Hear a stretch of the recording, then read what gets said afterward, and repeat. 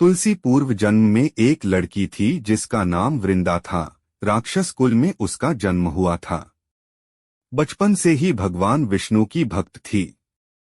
बड़े ही प्रेम से भगवान की सेवा पूजा किया करती थी। जब वह बड़ी हुई तो उनका विवाह राक्षस कुल में दानवराज जलंधर से हो गया। जलंधर समुद्र से उत्पन्न हुआ था।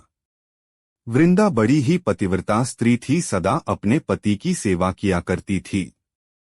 एक बार देवताओं और दानवों में युद्ध हुआ। जब जलंधर युद्ध पर जाने लगे तो वृंदा ने कहा, स्वामी आप युद्ध पर जा रहे हैं, आप जब तक युद्ध में रहेंगे मैं पूजा में बैठकर आपकी जीत के लिए अनुष्ठान करूंगी, और जब तक आप वापस नहीं आ जाते मैं अपना संकल्प नहीं छोड़ूंगी।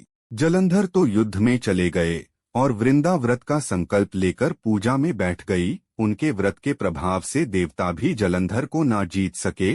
सारे देवता जब हारने लगे तो विष्णु जी के पास गए।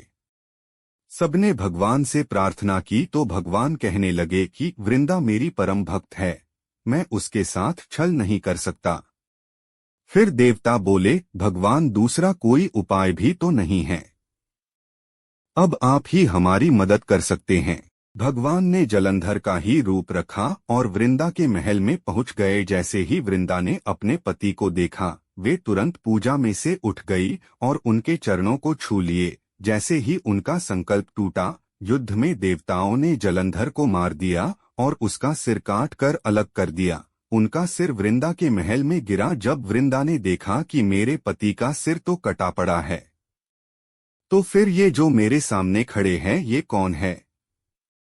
उन्होंने पूछा, आप कौन हो जिसका स्पर्श मैंने किया? तब भगवान अपने रूप में आ गए, पर वे कुछ ना बोल सके। वृंदा सारी बात समझ गई। उन्होंने भगवान को श्राप दे दिया, आप पत्थर के हो जाओ, और भगवान तुरंत पत्थर के हो गए। सभी देवता हाहाकार करने लगे, लक्ष्मी जी रोने लगे और प्रार्थना करने लगे। जब वृंदा जी ने भगवान को वापस वैसा ही कर दिया और अपने पति का सिर लेकर वे सती हो गई। उनकी राख से एक पौधा निकला। तब भगवान विष्णु जी ने कहा, आज से इनका नाम तुलसी है और मेरा एक रूप इस पत्थर के रूप में रहेगा, जिसे शालिग्राम के नाम से तुलसी जी के साथ ही पूजा जाएगा, और मैं बिना तुलसी जी के भोग स्वीकार नहीं करूँगा। तब से तुलसी जी की पूजा सभी करने लगे और तुलसी जी का विवाह शालिग्राम जी के साथ कार्तिक मास में किया जाता है। देवोत्थावनी एकादशी के दिन इसे तुलसी विवाह के रूप में मनाया जाता है।